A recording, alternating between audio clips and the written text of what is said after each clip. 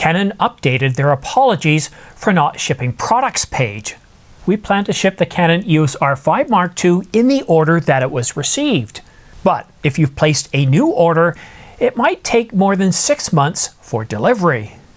But before we get to the details, please subscribe to this channel. It doesn't cost you anything, helps this channel grow, and keeps you up to date on the latest camera coverage. And that message was from Canon over 2 weeks ago. But is it just marketing hype? Or is Canon going to make us wait over 6 months for delivery of the R5 Mark II? Well, I've got some evidence to the contrary. When I once again saw Canon's apologies for not shipping products page, I held off publishing a video for one very good reason. Why? Well, because of the feedback I'd received from many viewers, from the information I'd seen from all the pre-orders that came in from 2 of the biggest retailers in the United States, and from, well, viewers like you, as well as some other retailers scattered throughout North America. On July the 17th, I had over 300 pre-orders going through B&H and Adorama. And within a week of the ship date, they had all been shipped. I was shocked. I saw no evidence of what we saw in 2020, with cameras being on back order at all retailers from B&H and Adorama, and with the pre-orders back then, well, you could see it. They were just sitting there week after week after week after month, waiting for them to ship out. Now, some locales got better quantity than others. But jumping to 2024, we did see some local camera stores not getting enough stock, while many other retailers in Canada and the United States pointed to getting a significant amount of stock, almost enough to meet the pre-orders that those stores had received. And in the case of Adorama and B&H, well, had more than enough. See, this is where I go back to that Canon's apologies for not shipping products page, saying that it would take more than 6 months for delivery if you order after the pre-orders. From initial evidence, I'm not seeing any indications that that is bearing fruit. Well, at least not yet. In fact, days and weeks after the announcement, I continue to see pre-orders come in for the Canon EOS R5 Mark II from Adorama and B&H. And those pre-orders that came in after July the 17th, well, I really expected to see them stay in that pending shipping or pending order status. I really didn't expect them to ship out. A few days later, I checked again and I was surprised they were gone. And I know what some were thinking, well, they probably canceled their orders. This time around, usually after pre-orders are put through, you will see some sort of fall off as much as 10 or even 15%.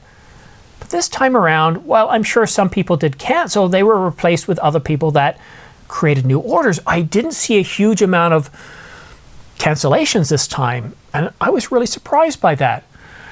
But then from viewers like you, I received other feedback of where people purchased their R5 Mark II, well, several days or even a week after Canon starts shipping them. And well, here's what one of them had to say. The R5 Mark II arrived today, September the 12th. The grip arrived earlier, and I'm still waiting for 3 additional LP E6P batteries. I used your link for B&H cameras on August the 28th. Not bad for 15 days. Glad it's here. How bad is the shortage really? Marketing hype? So how common is this situation? Well, I get a sense it's a little bit more common than I first thought. I've been watching very closely from July the 17th up until, well, today. And every now and then, every few days, I see a few more orders for the R5 Mark II. Now, they're not pre-orders after, what was it, August the 20th? They're actual orders. And I thought, well, they'd start to see in pending orders, and they haven't cleared out at all. It's really, really surprising. And I keep going back to that Canon apologies for not shipping products page. Here we are on September, what, the 12th, the 13th, 14th? And I'm not seeing any evidence that people are having to wait 6 months. Not here in Canada, central Canada, and certainly not in the United States, although there are some retailers that only got a handful of cameras. Reaching out to local camera stores, they've told me, yeah, you know, we got way more than we expected. But there could be one potential reason as to why we're seeing so many, or an abundance, shall I say, of R5 Mark IIs in Canada and the United States, and its localization. You see, each region gets their own allotment based on how many units can be expected to be moved. There's some calculations, some algorithms to arrive at these numbers, as well as previous sales for those given regions. And certainly some regions fare better than others. Back in 2020, it was, I believe, December, and a friend of mine, the village mayor, said, you know, I think I want to upgrade to the Canon R5. He had bought the R6, so he reached out to Patrick at Downtown Camera. I've got his links in the description down below. When it comes to camera service, customer experience, he provides a really good job. I get all my stuff through him. So, a really surprising situation. Now, in the United States at the time, people were waiting months and months and months for the camera. The village mayor, he told me that all he had to do was wait a couple of days and he had his R5. So Canada back in 2020 got a fair share, or more than a fair share, or an allotment of R5s, allowing people to not have to wait nearly as long. And that could be what's going on here. We might see that Canada and the United States, because Canada is basically a subsidiary or a branch of Canon USA. Canon USA takes authority over Canon Canada. So those numbers are kind of intertwined. So when you hear North America, you're referring to Canon Canada and Canon USA. That could be one reason as well. Maybe we're seeing different results in Europe, Asia, Africa, and even Antarctica. But I'm not saying that things won't get bad. No matter who I've talked to, what feedback I've received, whether it's on social media from viewers like you, from retailers small and large in Canada and the United States, one thing is consistent, and that's the lack of LP E6P batteries. Sadly, this isn't one of them. It's the LP E6NH batteries, and I really wish Canon would release a firmware update for the R5 Mark II that would allow these batteries to work in the new R5 Mark II, delivering the same things that they could deliver in the Mark I, but they're not. But why is a shortage of the LP-E6B batteries a telling indicator? Well, no matter who I talked to, they said, I ordered 2, 3, 4, however many batteries, and they didn't get delivered. They're on back order. And what do you need to bundle with an R5 Mark II? Well, a battery. Could it be that the supply shortage in this case is linked to batteries? Yeah, I think that's one conclusion worth drawing. With the R5 Mark II, I pre-ordered several things. Obviously, the camera. I didn't pre-order any lenses, but I did pre-order a hot shoe cover for the R3 because it's easier to get off, and that arrived. I pre-ordered the eye cup, which is rather large, but I do a lot of shooting outdoors, so I needed that. 2 batteries, LP-E6P batteries, a dummy battery, as well as the DC or the power brick that connects to that. Believe it or not, it's 2 products. It costs something like $500. It's a ridiculous price. And what's the other? Oh yes, and of course the cooling grip. Now everything that I pre-ordered has come in. They're at least at the camera store. I said, look, I don't need them right now, but if we don't have the batteries by the end of the month, go ahead and bill me everything, ship it to me, because I have a September year end.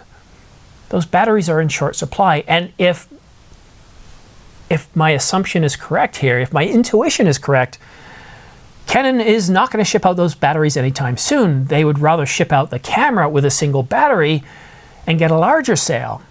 So I think that's what could be going on. I don't know that there are other parts that are interfering with Canon, but I get a sense that Canon doesn't make their own batteries. They outsource that to another company that makes it for them.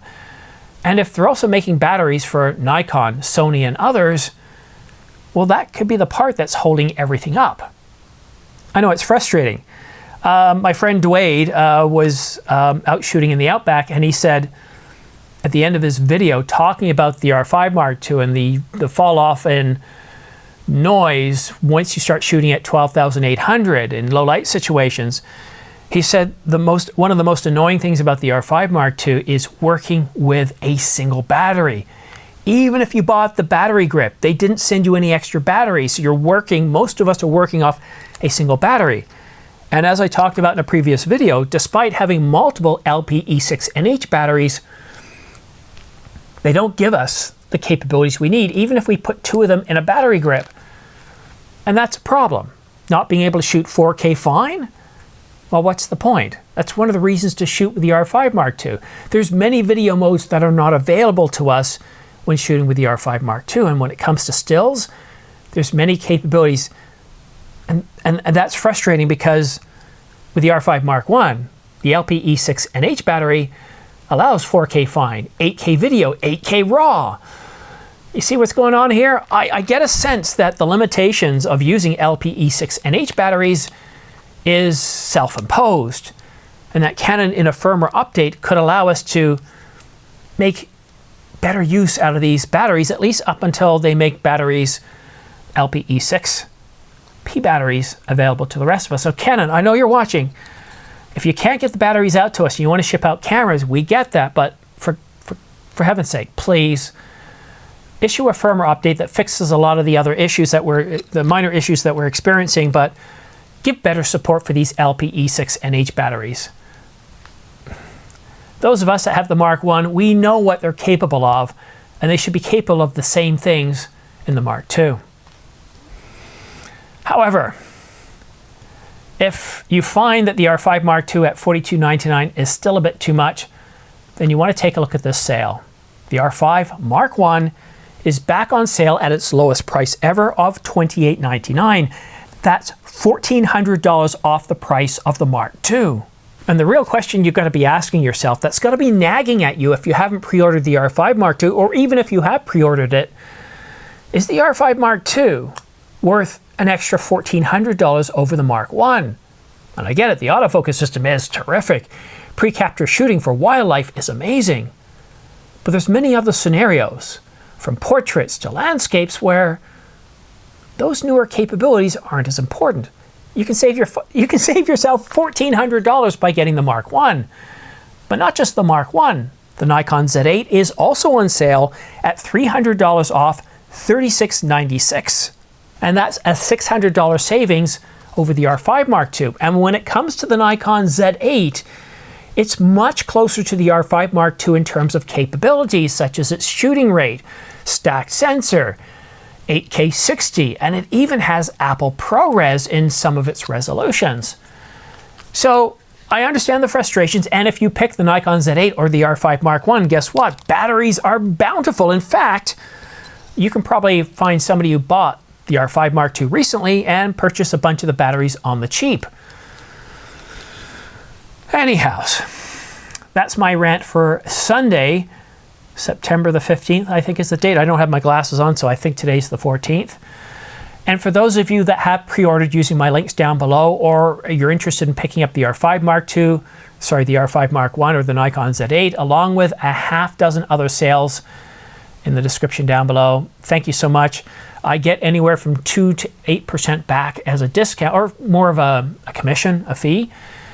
And you get a camera, a great camera on sale, and it doesn't cost you anything. You don't have to fill out any codes. It's for Adorama, B&H, and Amazon.com. And if you're not from the United States, or there's a shipping restriction to your country, well then please consider reaching out to your local camera company. I know that sales are really, really good in the United States, and depending on how your currency is done against the US dollar, you should still see some steep discounts on the Mark I.